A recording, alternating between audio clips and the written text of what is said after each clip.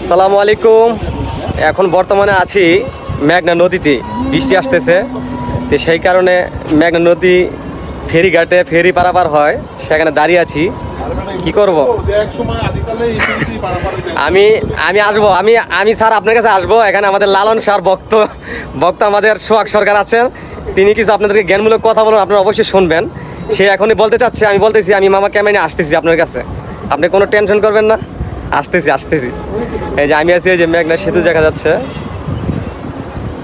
বৃষ্টি টিপ বৃষ্টি পড়তেছে, ওয়েদারটা মাশাআল্লাহ অনেক সুন্দর, খুব ভালো লাগতেছে। আচ্ছা যাই হোক, আমি এখন সোহাগের কাছে চলে যাব, আপনারা কিছু তার জ্ঞানমূলক কথা শোনেন, সে কি বলে।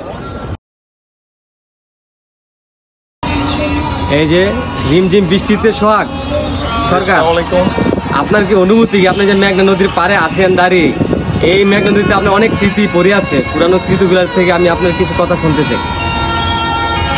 আসলে মেঘনা নদী হচ্ছে বাংলাদেশের যে বৃহৎ নদীগুলো আছে তার ভিতরে অন্যতম। মেঘনার দুই পাড়ে অসংখ্য মানুষ বসবাস করে। একটা সময় এই অঞ্চলের মানুষের জীবিকার প্রধান ছিল মাছ ধরা, মৎস্য শিকার করা।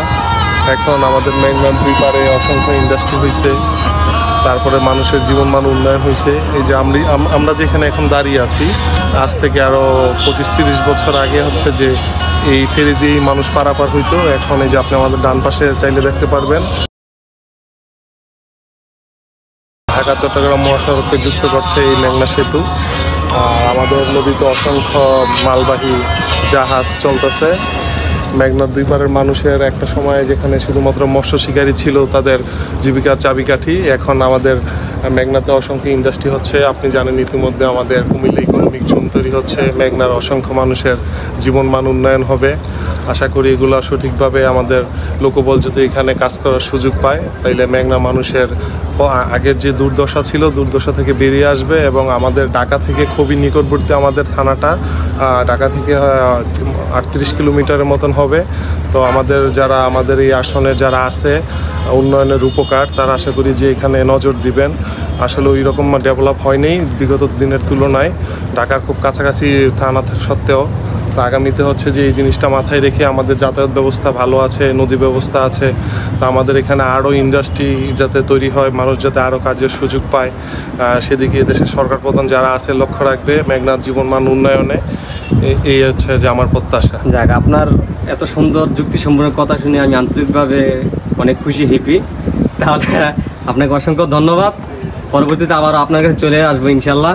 এখন আমি চলে যাব আমাদের মনির সাহেবের কাছে। মনির সাহেব, আপনি যে এখন বর্তমানে মেঘনা নদীতে আছেন, মেঘনা নদীর পারে, এখন আপনার অনুভূতি কি? আপনার অনুভূতি নেই?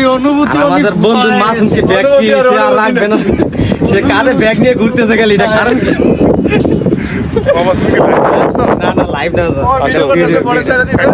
মনির সাহেব, আপনি কিছু বলবেন? কিছু বলার নেই, যা বলার সব বলে বলছে আমার সোহাগ।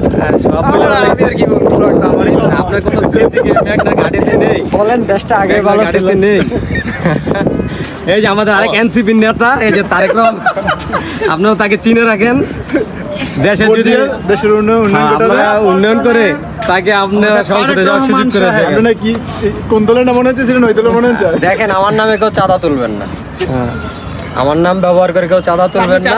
কিন্তু আপনি নাম ব্যবহার করেন। আমি নিজেও চাঁদাবাজ নই, আমি একজন সৎ লোক। আমি নিজেই চাঁদাবাজ, কষ্ট করে কেউ চাঁদা নিয়ে টাকা পয়সা রোজগার করে চলি। আপনারা কেউ আমার নাম ভেঙে চাঁদা উঠাবেন না, এটাই শুধু আমার দাবি, আর কোনো দাবি নেই। আচ্ছা, তাই আপনার দাবি না?